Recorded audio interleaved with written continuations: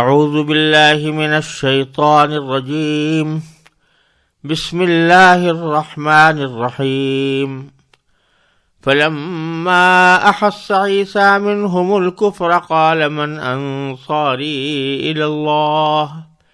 قال الحواریون نحن انصار اللہ آمنا باللہ واشہد بأننا مسلمون ربنا آمنا بما أنزلت واتبعنا الرسول فاكتبنا مع الشاهدين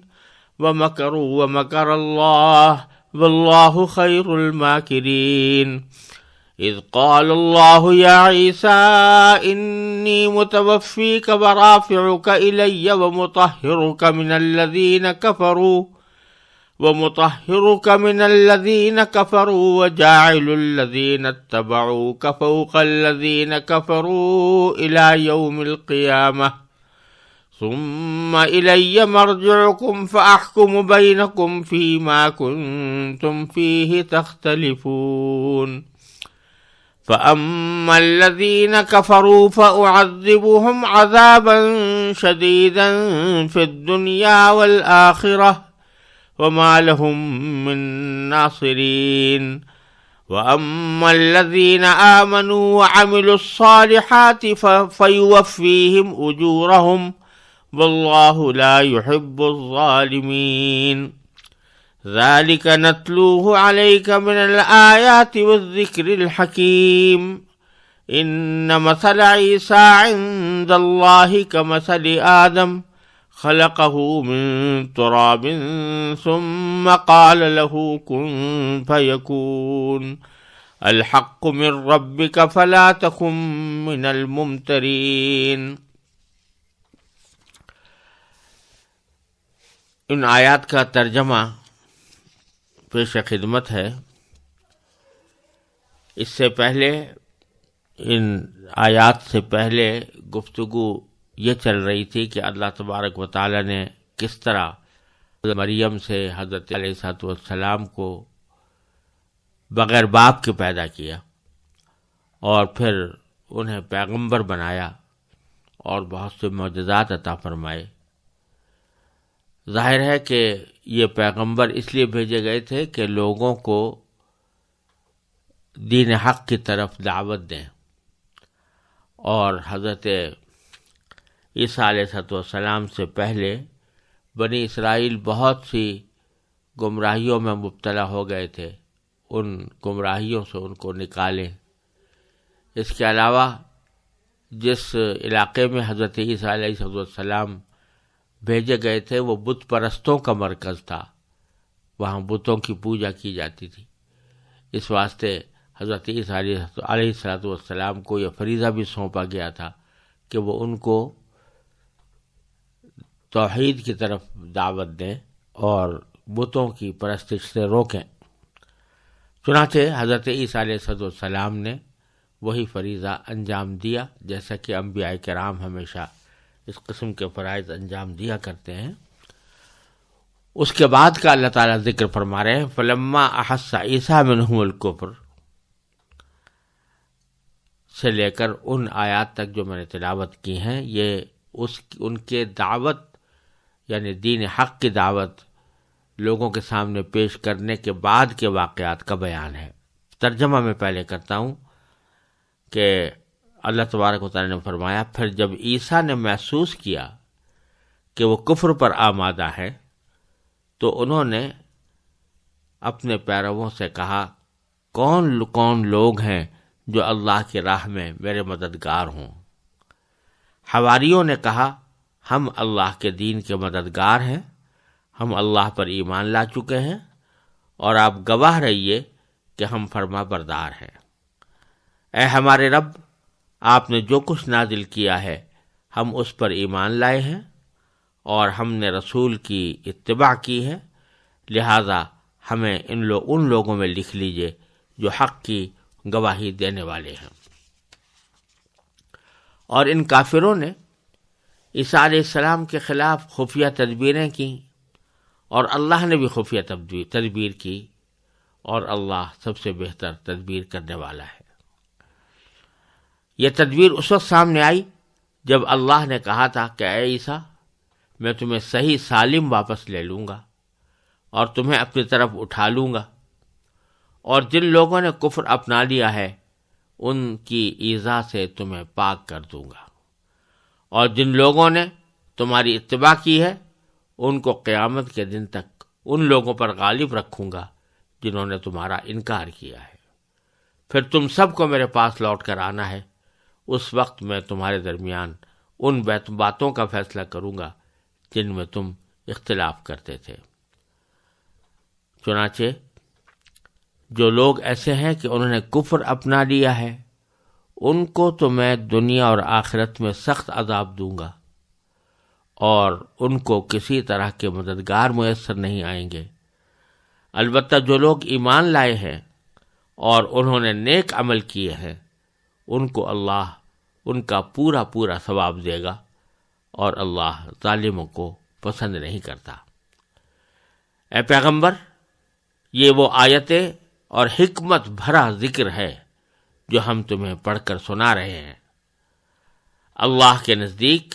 عیسیٰ کی مثال آدم جیسی ہے۔ اللہ نے انہیں مٹی سے پیدا کیا، پھر ان سے کہا ہو جاؤ، بس وہ ہو گئے۔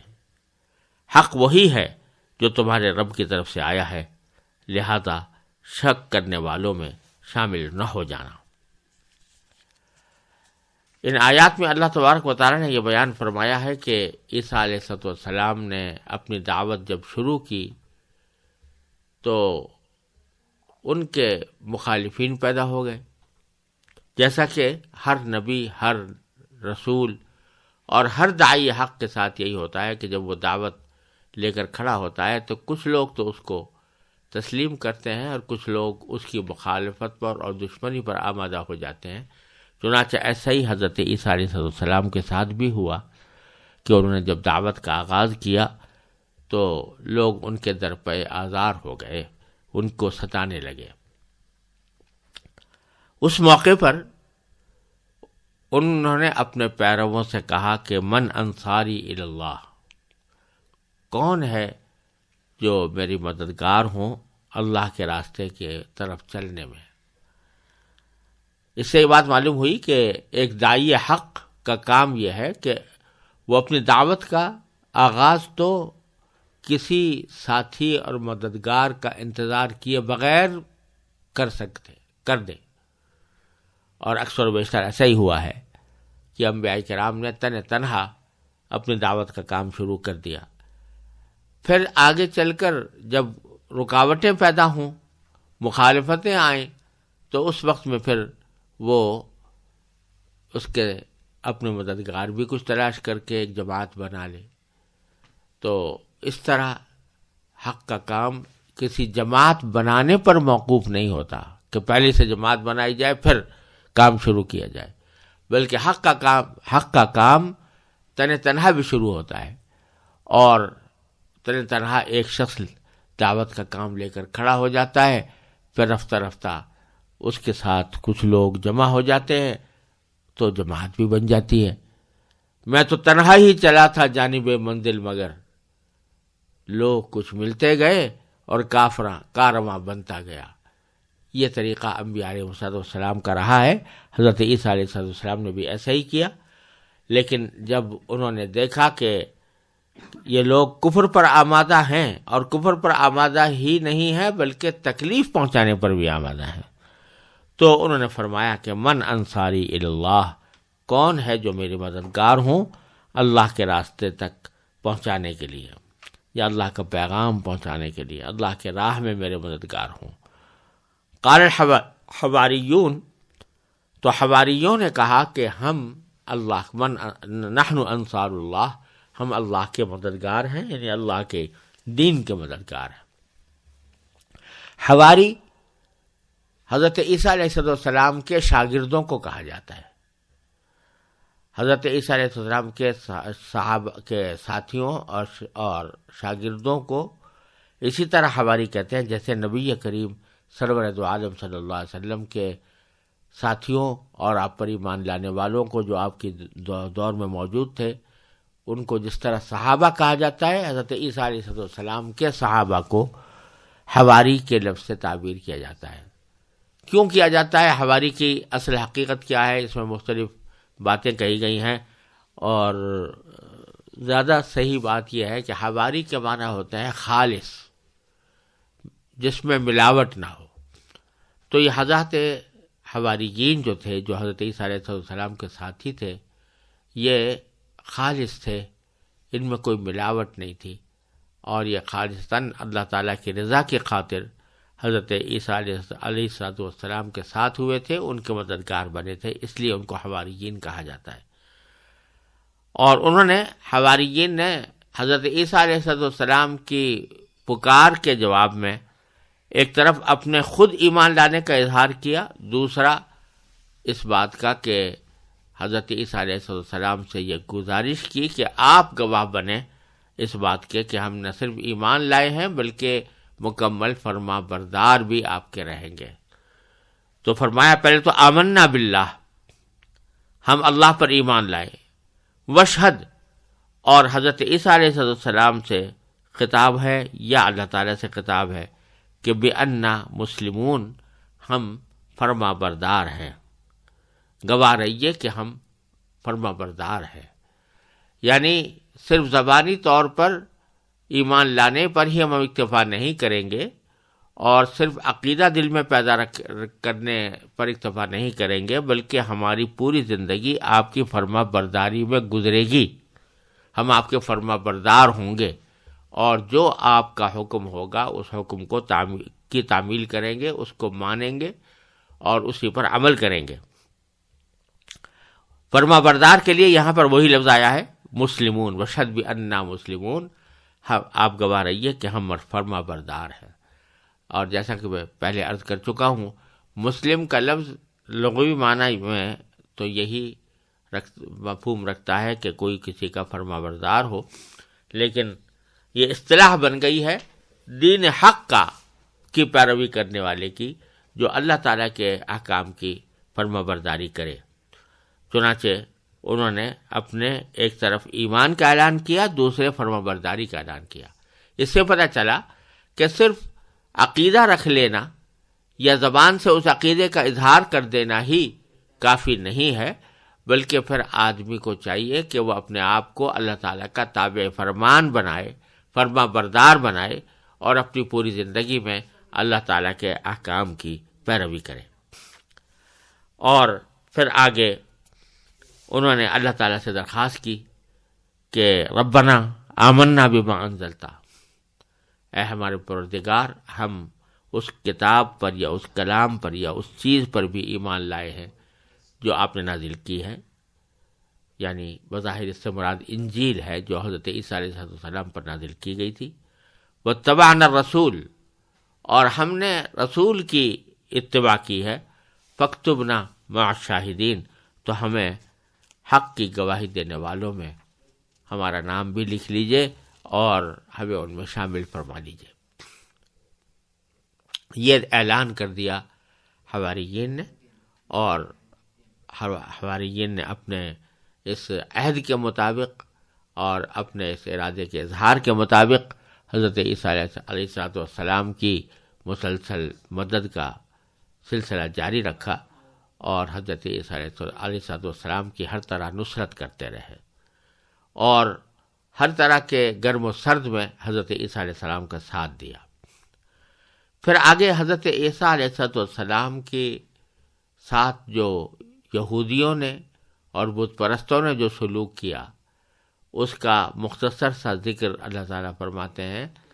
کہ وَمَكَرُوا وَمَكَرَ اللَّهُ، جو لوگ حضرت عیسیٰ علیہ السلام کے منکر تھے، کافر تھے، انہوں نے بھی خفیہ تدبیر کی عیسیٰ علیہ السلام کے خلاف، وَمَكَرَ اللَّهُ، اور اللہ نے بھی خفیہ تدبیر کی، واللہ خیر الماکرین، اور اللہ سب سے بہتر تدبیر کرنے والا ہے۔ اس سے اشارہ یہ ہے کہ حضرت عیسیٰ علیہ السلام کی دعوت چونکہ بت پرستوں کو اور یہودیوں کو بالکل ناپسند تھی،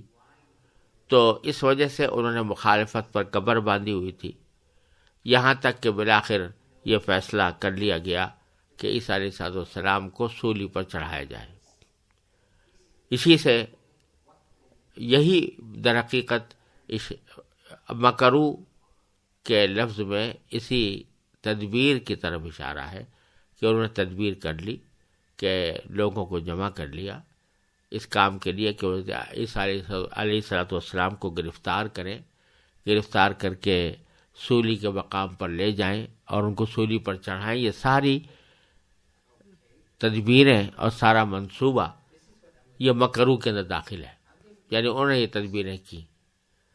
لیکن ساتھ ہی اللہ تعالیٰ فرماتے ہیں وَمَكَرَ اللَّهُ، اللہ نے بھی ایک تدبیر کی، واللہ خیر الماکرین، اللہ بہترین تدبیر کرنے والا ہے۔ اس کی تفصیل دوسری جگہ قرآن کریم ہی نے یہ بیان فرمائی ہے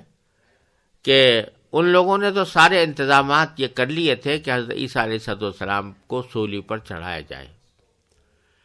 لیکن جب سولی پر چڑھانے کا وقت آیا تو اللہ تبارک و تعالی نے انہی میں سے ایک شخص کو شکل میں بالکل حضرت عیسیٰ علیہ السلام کے مشابہ اس طرح بنا دیا کہ وہ لوگ سمجھنے لگے کہ یہی عیسیٰ علیہ السلام ہے، اور اس کو سولی پر چڑھا دیا یہ سمجھ کر کہ یہ عیسیٰ علیہ السلام ہے۔ اور حقیقت یہ ہوئی کہ اللہ تعالیٰ نے حضرت عیسیٰ علیہ السلام کو زندہ صحیح سالم آسمان پر اٹھا لیا، اور وہ شخص جو ان کے ساتھ آیا تھا اس کو حضرت عیسیٰ علیہ السلام کی شبیہ اور مشابہت کا رکھنے والا بنا کر لوگوں پر یہ ظاہر ہوا کہ یہی عیسیٰ علیہ السلام ہے۔ اصل میں بائبل میں بھی روایت یہ آتی ہے، اور بعض مفسرین نے بھی اس کو بیان کیا ہے کہ ایک شخص تھا جس کا نام یہودا اسکریوتی تھا، اور اس نے درحقیق لوگوں کو حضرت عیسیٰ علیہ السلام کی جاسوسی کر کے ان کا پتہ بتایا تھا کہ وہاں سے ان کو گرفتار کیا جائے۔ تو اللہ تعالیٰ کا کرنا ایسا ہوا جس نے حضرت عیسیٰ علیہ السلام کو گرفتار کرانے کا منصوبہ ہی نہیں بنایا بلکہ اس میں مدد کی، اسی کو اللہ تبارک و تعالیٰ نے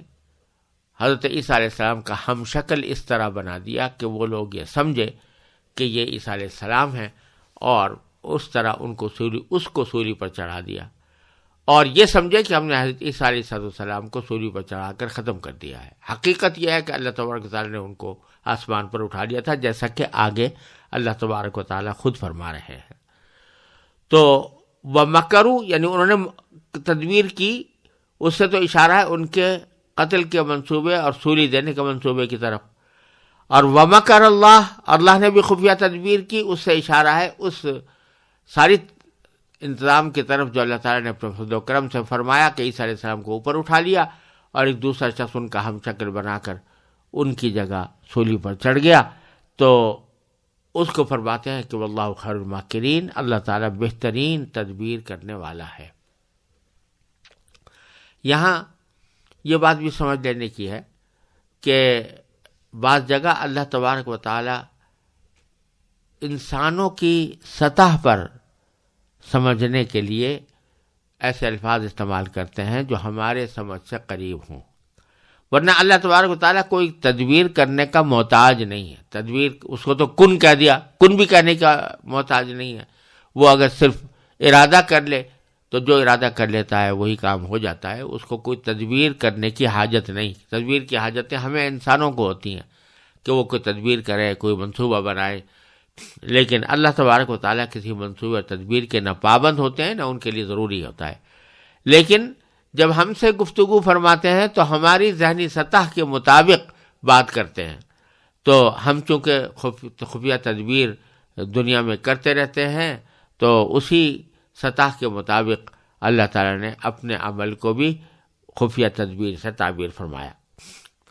پھر آگے اس خفیہ تدبیر کا جس طرح حضرت عیسیٰ علیہ السلام پر اعلان فرمایا تھا اس کا ذکر ہے کہ اذ قال اللہ، جب اللہ تعالیٰ نے فرمایا تھا کس سے فرمایا تھا؟ خود حضرت عیسیٰ علیہ السلام سے فرمایا تھا کہ یا عیسیٰ، اے عیسیٰ، انی متوفیک ورافعک الیہ.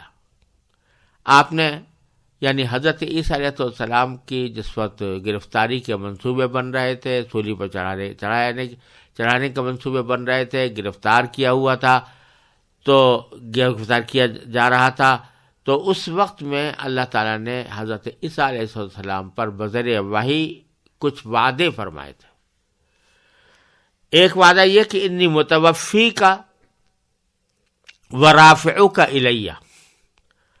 کہ میں تمہیں صحیح سالم واپس لے لوں گا اور تمہیں اپنی طرف اٹھا لوں گا. یعنی حضرت عیسیٰ علیہ السلام کو تسلی دی جا رہی ہے کہ آپ ان لوگوں کے محاصرے سے پریشان نہ ہوں، میں ان کے محاصرے اور ان کی تدبیروں کو اس طرح ناکام بناؤں گا کہ آپ کو جوں کا توں پورا کا پورا آسمان کی طرف میں اٹھا لوں گا، اور یہ لوگ دیکھتے رہ جائیں گے، اور یہ کسی اور کو عیسیٰ علیہ السلام سمجھ کر اس کے ساتھ جو چاہیں گے معاملہ کریں گے، لیکن یہ تمہیں کوئی گزند نہیں پہنچا سکیں گے. اے عیسیٰ، میں تمہیں صحیح سالم واپس لے لوں گا اور تمہیں اپنی طرف اٹھا لوں گا. اس میں ایک بات سمجھنے کی یہ ہے کہ ایک جو لفظ ہے رافعک الیہ، میں تمہیں اپنی طرف اٹھا لوں گا، یہ تو بالکل واضح لفظ ہے اور اس کے معنی میں کوئی ابہام نہیں ہے کہ حضرت عیسیٰ علیہ السلام سے یہ وعدہ کیا جا رہا ہے کہ میں تمہیں اوپر اٹھا لوں گا، اپنے پاس بلا لوں گا، آسمان کی طرف اٹھا لوں گا. لیکن اس سے پہلے لفظ استعمال کیا انی متوفیک، میں تمہیں صحیح سالم واپس لے لوں گا، جس کا میں نے ترجمہ کیا ہے. اصل میں یہ لفظ توفی سے نکلا ہے، اور توفی کے لفظی معنی لغت میں یہ ہوتے ہیں کہ کوئی چیز پوری لے لی جائے. مثلا فرض کرو کہ کسی کے ذمہ میں کوئی قرضہ ہے تو وہ پورا وصول کر لے تو وہ توفی ہے. اور اسی طرح اگر کوئی چیز کہیں سے پوری اٹھانی ہے تو اس کو بھی توفی کے لفظ سے تعبیر کیا جاتا ہے. لیکن چونکہ جب کسی انسان کی موت آتی ہے تو فرشتے اس کی روح اور جسم، روح کو پورا لے لیتے ہیں، روح کو پورا لے لیتے ہیں اور قبض کر لیتے ہیں. اس وجہ سے بھی لفظ توفی اور وفات کا لفظ موت کے معنی میں بکثرت استعمال ہوتا ہے. تو اصلی معنی تو تھے پورا لے لینے کے، لیکن استعمال میں یہ موت کے معنی میں بھی آنے لگا. تو یہاں اگر اس کے لغوی معنی جو اصلی معنی ہیں وہ لیے جائیں تو کوئی اشکال کی بات نہیں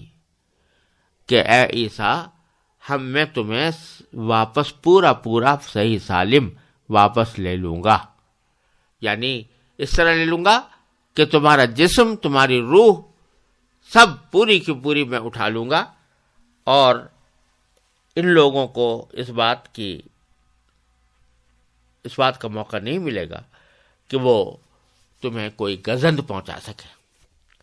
صحیح سالم واپس لے لوں گا اور تمہیں اپنی طرف اٹھا لوں گا. یہ اگر اس کے لفظی اور لغوی معنی لیے جائیں تو یہ دونوں لفظ متوفی کا اور رافعو کا یہ بالکل کنسسٹنٹ ہیں، یعنی دونوں میں کوئی تعارض یا تضاد نہیں ہے. لیکن اگر اس کے وہ معنی مراد دیے جائیں جو لغت سے آگے بڑھ کر محاورے میں اور عام استعمال میں مراد ہوا کرتے ہیں، یعنی کسی کا مر جانا یا موت واقع ہو جانا، تو بھی اس کے معنی اس طرح ہو سکتے ہیں. یعنی وہ معنی بھی یہاں پر لینے میں کوئی بڑا اشکال نہیں ہے کہ اللہ تعالیٰ نے فرمایا کہ اے عیسیٰ، میں تمہیں وفات دوں گا اور تمہیں اپنی طرف اٹھا لوں گا. وفات دوں گا اور اپنی طرف اٹھا لوں گا، ان دونوں میں مناسبت یہ ہے، دونوں کی مطابقت یہ ہے کہ یہ لوگ تو تمہیں قتل کرنا چاہتے ہیں، سولی پر چڑھانا چاہتے ہیں، لیکن میں ان کو اس بات کی طاقت نہیں دوں گا کہ یہ تمہیں سولی پر چڑھائیں یا تمہیں قتل کریں. تمہیں جب بھی موت آئے گی تو وہ موت طبعی موت آئے گی. انی متوفی کا، یہ نہیں قتل کر پائیں گے تمہیں، میں تمہیں وفات دوں گا. جب بھی تمہاری وفات ہوگی، جب بھی تمہاری موت ہوگی، تو وہ میری طرف سے طبعی موت ہوگی، جیسے کہ ہمیشہ لوگوں کو موت آتی ہے. یہ تمہارے قتل پر قادر نہیں ہوں گے. کیسے قادر نہیں ہوں گے؟ کہ ورافعک الیہ، میں تمہیں اپنی طرف اٹھا لوں گا. تو یہ معنی بھی ہو سکتے ہیں اور اس میں بھی کوئی اشکال نہیں ہے. وجہ اس کی یہ ہے کہ حضرت نبی، ایک تو قرآن کریم نے صاف صاف دوسری آیت میں فرمایا کہ وَمَا قَتَلُوهُ يَقِينًا بَلْ رَفَعَهُ اللَّهُ عَلَيْهِ، کہ جن لوگوں نے قتل کرنا چاہا تھا انہوں نے یقینی طور پر ان کو قتل نہیں کیا، بلکہ اللہ تعالیٰ نے ان کو اوپر اٹھا لیا.